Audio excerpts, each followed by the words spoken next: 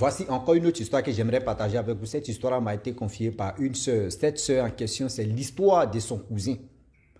Voilà la gentillesse.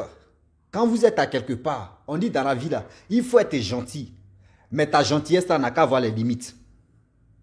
Ta gentillesse n'a qu'à avoir les limites. Mon frère, ma soeur, maman, papa, écoutez-moi bien. Quand vous travaillez à quelque part là, soyez gentil et soyez doux, amer aussi. C'est-à-dire doux, amer. C'est-à-dire que tu es doux et tu es amer. Voilà le jeune homme qui était tellement gentil. Dans le restaurant où il travaillait là, tout le monde qui venait manger là-bas là, tout le monde qui était dépassé là-bas là, tout le monde vraiment aimait son affaire. Ah lui là, il est humble, il est gentil, il est ceci, il est comme ça, il ne s'est jamais fâché, il est ceci, il est comme ça là. Voilà le sérieux problème aujourd'hui, le jeune homme est devenu fou. Et voilà comment une personne, l'esprit positif, l'esprit, je peux dire de ses grands-parents, est venu le sauver, est venu enlever la folie dans lui. On va quand même écouter l'histoire, vous allez mieux comprendre de quoi il s'agit. J'aimerais dire à tous ceux qui m'écoutent matin, midi, soir que vraiment, un moment, plus d'une semaine, je ne posterai plus de vidéos sur ma chaîne YouTube parce que ma chaîne YouTube a été bloquée. Je le dis et je le répète parce que les gens ont dit non, ils ont fait les mises à jour, ils ont dit les gens ne partagent plus mes vidéos, les gars ne like plus, les gars ne laissent plus les commentaires. Donc, ils ont suspendu, ils ont bloqué pendant une semaine. Donc, moi, j'ai fait des vidéos et puis je les garde. Et si vous voyez maintenant, c'est parce qu'ils ont débloqué ma chaîne YouTube que je reposte encore les vidéos. Donc, donnez-moi, soutenez-moi à partager mes vidéos, à liker et aussi à commenter. Facebook aussi, pareil. Ça fait plus de 9 mois qu'ils m'ont bloqué là-bas aussi. Donc, je n'ai plus de visibilité là-bas, si les deux côtés. Je ne sais pas. La famille, voilà l'histoire qui commence.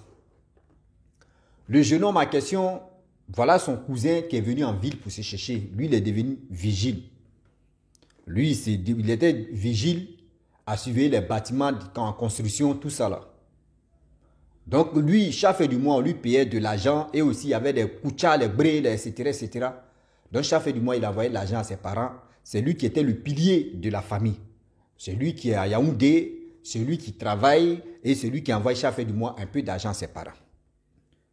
Vu la connaissance et aussi des relations que le jeune homme a eues dans sa carrière de vigile, il a fait plus de 5 ans et il y avait une dame non loin où il partait manger au restaurant et la dame a aimé son affaire, les gars causaient tout. Or la femme aussi, elle quittait dans autre pays de Cameroun, frontière Cameroun, elle est venue au Cameroun pour venir se chercher. Elle a ouvert au moins un restaurant, il ne faut pas me blesser. Le restaurant en question marchait à gogo.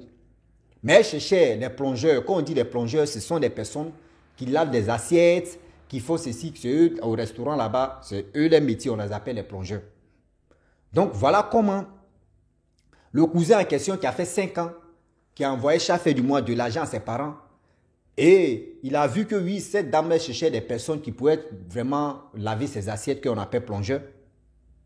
Et voilà comment, lui, il est allé voir la dame. Ah, moi, je connais mon cousin, vraiment, est-ce qu'il peut venir? Elle a dit, ok, il n'y a pas de problème. Mais vu que moi, je travaille, c'est là-bas, je dors là, vraiment, c'est pas joli à voir. Elle dit, non, il peut venir dormir chez moi ici. Ok. Voilà comment le frère en question, le cousin en question, s'il lève là et il part au village.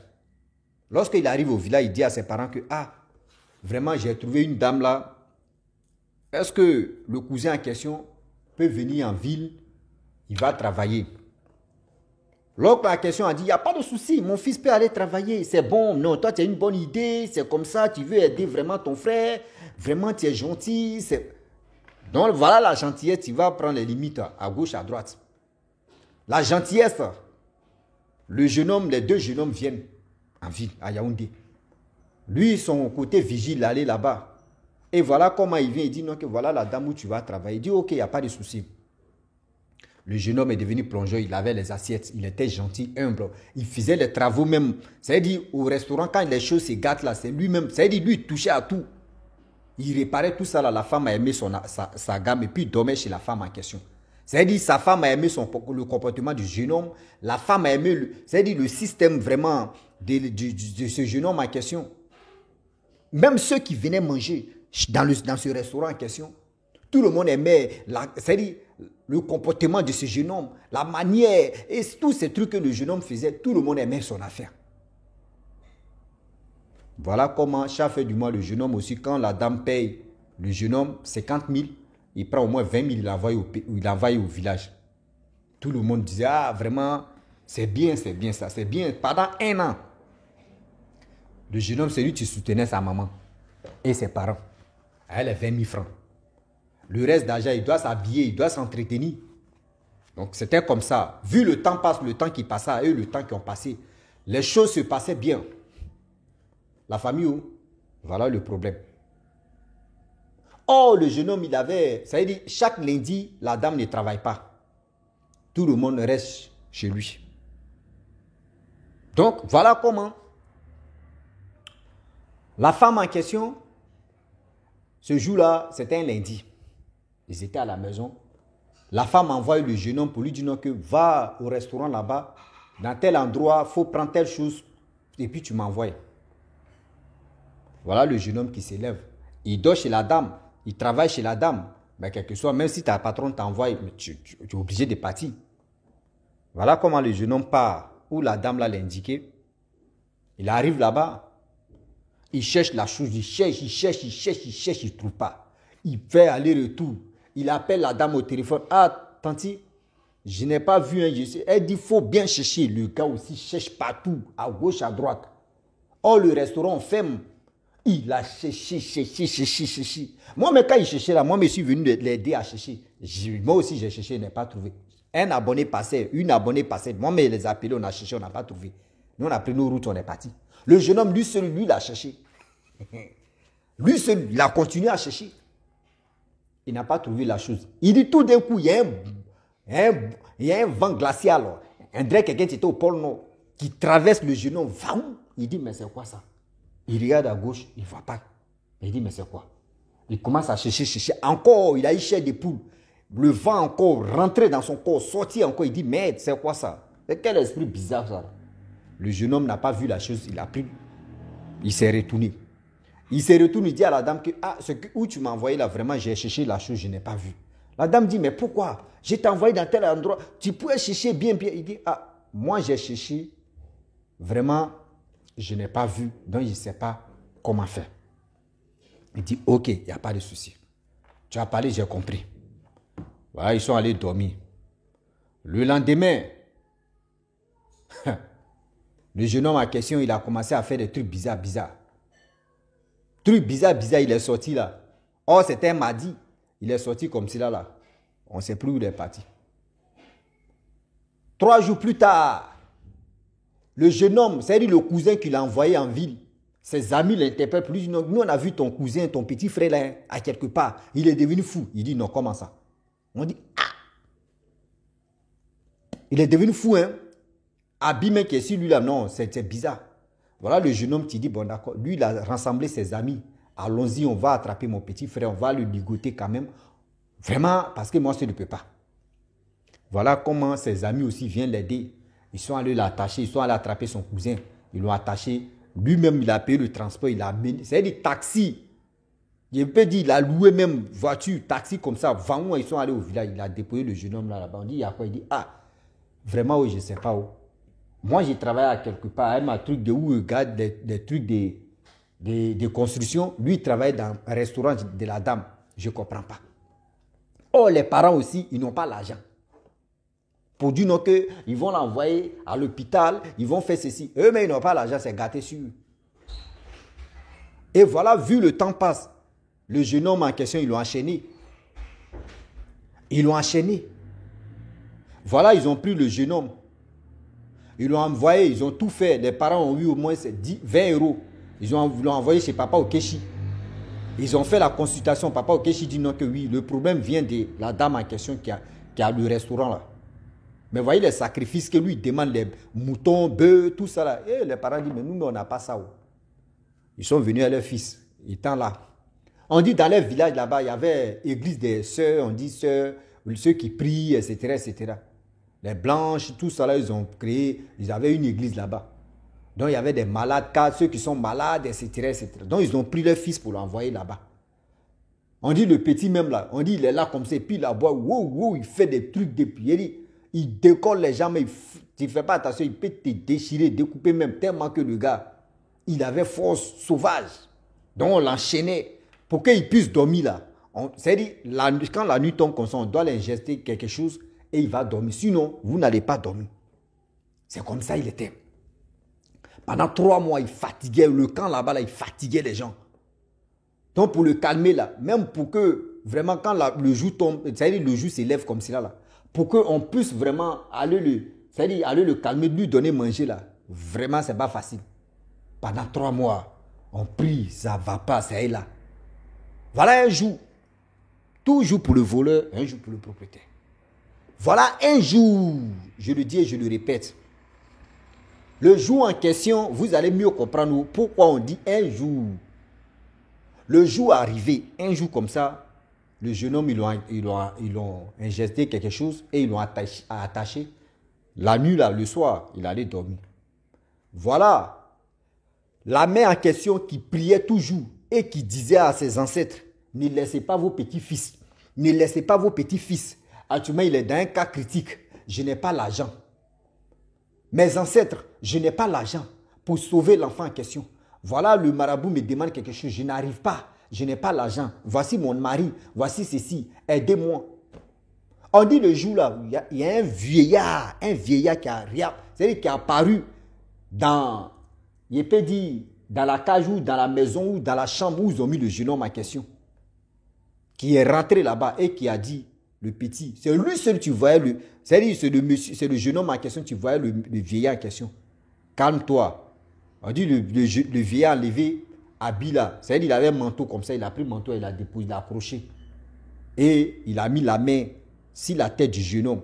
Et il a parlé. Pour dire l'esprit qui est là, ça n'a qu'à quitter. Et l'esprit l'a quitté. Et du coup, matin, où l'esprit, c'est-à-dire où les choses, comment dirais-je, l'esprit, le vieillard qui est venu vraiment enlever l'esprit négatif sur la tête de son petit-fils, comme je peux le dire. C'est là maintenant, parce qu'à chaque fois matin comme ça, si on veut vraiment voir le petit, on veut lui donner de la nourriture, on dit on s'en regarder d'abord pour voir il est dans quelle position. Parce que si tu ne fais pas attention, tu rentres comme cela, tu ouvres la porte là, c'est un bédé en même temps. Tu vas te retrouver, c'est-à-dire un bédé, c'est-à-dire il va te battre. Un bédé, non, ça va chauffer dans toi. Donc tout le monde veut regarder d'abord pour dire il est dans quelle position. Mais ce jour-là, lorsqu'on regarde, le petit est calme. Il est assis comme ça. Aïe. On l'ouvre. Oh, le petit, quand il était zézin, il ne reconnaît pas les gens. Mais quand on l'ouvre la porte, il regarde sa maman, il dit, maman, mais j'ai fait quoi ici? Sa maman dit quoi? Tous ceux qui venaient l'attacher ou le détacher, mais eux ne croient pas. Mais attends, il te reconnaît? Oui, je reconnais, c'est ma mère. Je m'appelle tant. Mais j'ai fait quoi ici? Tout le monde appelle. Il y a une sage-femme, il y a une femme d'église qui a dit, hey, c'est sa maman, il faut te méfier. Hein. Soit ça peut être un truc comme ça. Et puis, si tu ne fais pas attention, il va te gifler ou il va te... Non. Donc la mère aussi, elle a commencé à avoir peur. La mère a commencé à avoir peur. Tout le monde avait peur. Parce qu'on ne sait jamais, quelqu'un qui était zinzin pendant 3 mois. Tout d'un coup, comme ça, la personne est calme. Et puis la personne dit, j'ai fait quoi ici? Toi, tu vas aller au... Mais tu ne sais pas c'est quoi la personne prépare. Donc c'est dans ça. Il dit, détachez-moi, voilà quelqu'un qui est venu m'aider là. Il est en train de partir. Laissez-moi, je vais aller le saluer. Personne ne voit un vieillard ou quelqu'un inconnu parmi eux. C'est lui seul qui voyait le vieillard en question. C'est là la mère s'est rappelée pour dire, toujours, elle disait, mes ancêtres, venez sauver vos petits-fils. Et elle a dit non, elle s'est approchée à côté de son fils. Elle a dit, détachez la chaîne. Ils ont détaché. Le jeune homme est sorti. De la chambre. Il allait comme ça. Il s'est arrêté lui seul. Il tend sa main. On ne voit personne. Lui seul, il tend sa main. Et après, il s'est retourné. Et il a dit, mes frères et mes soeurs, et mon cousin qui était de l'autre côté, tout le monde est étonné. On dit, mais attends. C'est quel miracle ça là? Et voilà comment la mère a pris son fils. Ils sont allés à la maison. Quand il est arrivé à la maison même, on dit dépendant. Tout le monde a commencé à fuir. Oh! Quelqu'un qui était zézé, on ne pouvait pas calmer. Tout d'un coup, il vient comme cela. Et voilà comment le jeune homme est resté pendant 5 mois. Il s'est retourné en ville. On dit la dame même qui avait lancé ce sort, la dame qui voulait lui, vraiment, qui voulait gâter l'enfant en question pour elle, pour qu'elle puisse prospérer. On dit la dame même a fui la ville. On ne sait même pas où la femme est rentrée. On dit le jeune homme, il allait faire autre boulot encore en ville. Il est tranquille là-bas. Ceux qui le connaissent son histoire. Il est tranquille, il n'a pas de problème avec quelqu'un. Mais on dit, mais souvent, quand il rit comme cela, là, tu sais que le gars, là, vraiment, il y a un truc qui s'est passé dans sa vie. Il ne rit pas comme les autres. Donc, c'est un truc comme ça, mais ça va. J'aimerais dire à tous ceux qui m'écoutent souvent, là, maman, si tu n'es pas en Christ, là, si tu ne connais pas la route de Dieu, là, il faut connaître la route des ancêtres. Toi, mais tes ancêtres, il faut connaître leur route. Il faut connaître, même nos ancêtres nous écoutent, nous regardent, nous protègent aussi. Nos ancêtres aussi nous couvrent aussi, nous protègent. Mais c'est le Saint-Esprit qui gouverne. Après le Saint-Esprit viennent nos ancêtres. Je le dis et je le répète. Donc la famille, j'aimerais dire à tous ceux qui m'écoutent, quand ils voient que oui, il y a des personnes, quand ils sont dans des problèmes, ils disent, Seigneur, protège-moi, mes ancêtres, protégez-moi. Vraiment, je suis vos petits-fils. Je suis vos petites filles. Protégez-moi, gardez-moi. Je suis là. Il y a des gens qui évoquent ces paroles-là. Et puis ça agit dans leur vie. C'est parce que quoi? Ils connaissent. Eux, ils n'ignorent pas les ancêtres. Mais d'autres là, oui, on a connu Dieu, on a connu Allah, on a connu ceci. Oh, nos ancêtres là, ils vont faire quoi? Ils sont dit, ah moi, c'est fini, c'est fini. Non! Non! Ah oui, yo, Claude Hall, ou si vous voulez parler en chinois.